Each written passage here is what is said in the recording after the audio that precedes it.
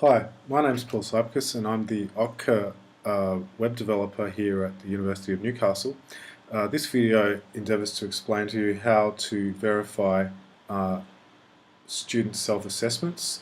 It's for educators. If you're a student, have a look at how to assess your how to self-assess using the OTCEM video. This one's specifically for educators.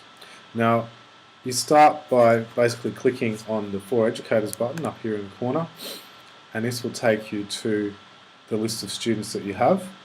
I'm going to click on Test Student, which I did in the how to self-assess using the OTCEM video, and you'll see the piece of evidence that I actually added in that video, which is occupational assessment.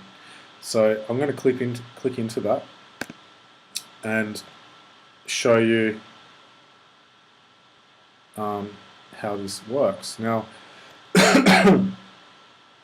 basically, this obviously gives you a little introductory blurb on the OTCEM, and then it tells you what this assessment is actually about. So this is the title of the self-assessment. These are the levels that the student has focused on, and these are the steps out of the occupational therapy practice process that the student is focused on.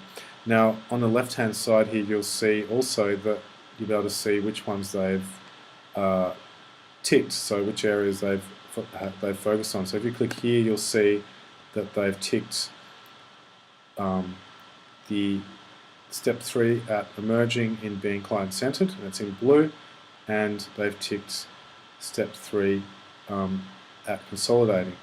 Now, the OTCEM is divided into the practice themes down here, so you'll see being client-centered here, being efficient and maintaining quality, implementing professional standards. Across the top we have the occupational therapy practice process, step and level, so that's just demonstrated here, so the occupational assessment emerging, occupational assessment consolidating, and occupational assessment come to graduate. Now to go between these different steps, you can either use this drop down up here, or you can use the drop down in the left hand side. This one's a convenience drop down, so if you're scrolled down, you can actually just go here, and if you want to go to step 7, you could just click there and it would take you there. Now, generally, if you wanted to just quickly assess what the student has done, you just click here and just read what they've completed. So if you agree that they've done these things, fine, that's good. You can just leave that. And so you can just go through them and have a look. So the ones in blue are the ones you've got to worry about. And so you might think, yeah, that's fine, this looks good, I'm going to comment and save. Or you might want to disagree, and in that case you might click disagree here, and it'll change that and remove it. You might also find that if you feel the student has done more than what they've ticked, you can actually tick it yourself. So you can say, oh, well, actually, I think they've done these things as well, so I'm going to say that they've done these things. So I'm going to go here.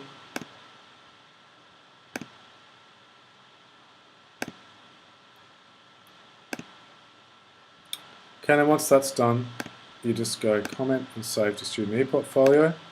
You write a assessment here and go, you were a very efficient and well-organized clinician. However, you may need to work on your communication skills, something like that.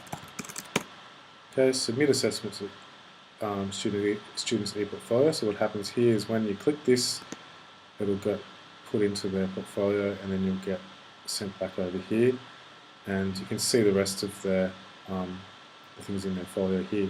Now, the ePortfolio is for the students is divided into allows the student to highlight different items in colours. So if you've organised with the student to have certain things highlighted in a certain colour, they will appear at the top of the page, the ones that they've highlighted. Obviously, it's in the student's interest to make sure they only highlight a small amount of items, and you need to make sure you communicate with them. If they highlight everything, obviously it will all appear above the line here. So this is left to the discretion of you and your student to organise how this is laid out. So this is a convenience option really for the student so that they can highlight these items.